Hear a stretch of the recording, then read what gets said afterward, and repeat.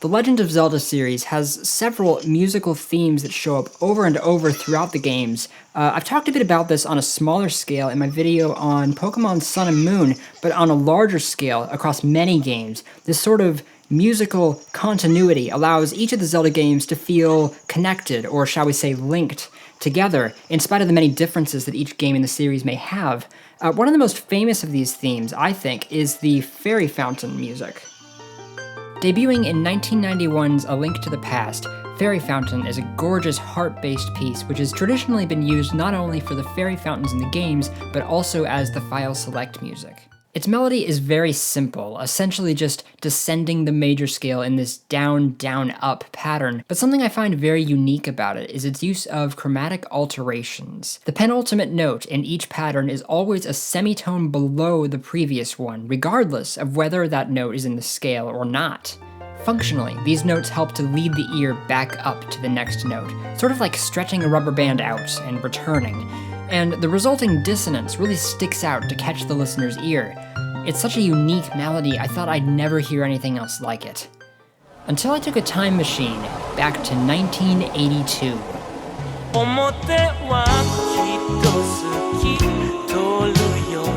Morning Glory was a song composed by Japanese singer-songwriter Tatsuro Yamashita.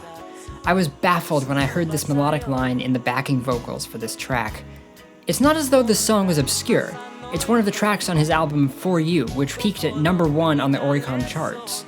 But is it possible that Koji Kondo took inspiration from Morning Glory to write Fairy Fountain? Let's compare them. Morning Glory is in the key of E. I've left the primary melody out of my transcription so we can focus on the important information here.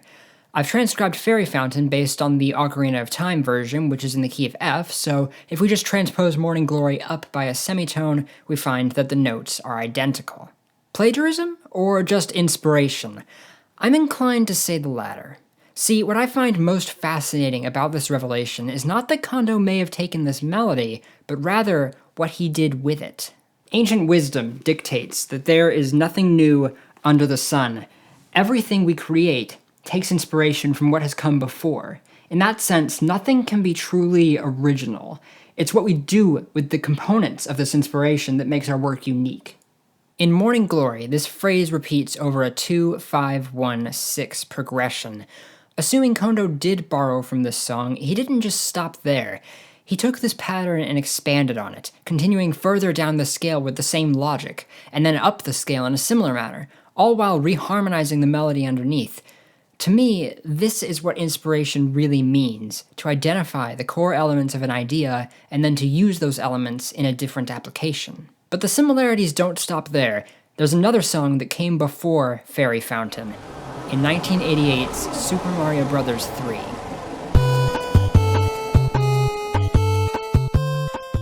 Waterland predates Fairy Fountain by a couple years. Here we see the same sort of motif. Perhaps this song came about as a result of Morning Glory's inspiration, and it was later used as the basis for Fairy Fountain. They both involve water, that's for sure. Whatever the case may be, Waterland takes this motif and goes a step further than even Fairy Fountain did. Instead of starting on the 3rd degree of the scale, the melody in Waterland transposes this idea downwards to start on the 7th degree, which gives it a different kind of sound. So, did Kondo really get this motif from an 80s pop song? Or do you think it was a complete coincidence? Only Kondo would know the answer to that, but I hope this makes you think a little bit more about how you approach inspiration in your own work, whether that's music, art, or something else. Then again, this exists, which I'll just leave you to think about this for yourself.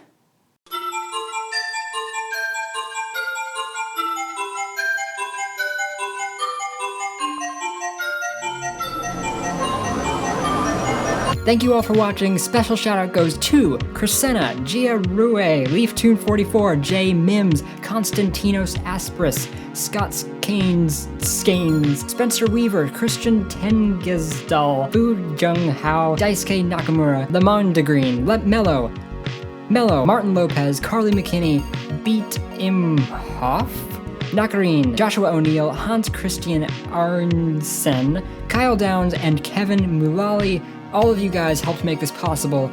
Thank you all for watching, and I'll see you guys next time.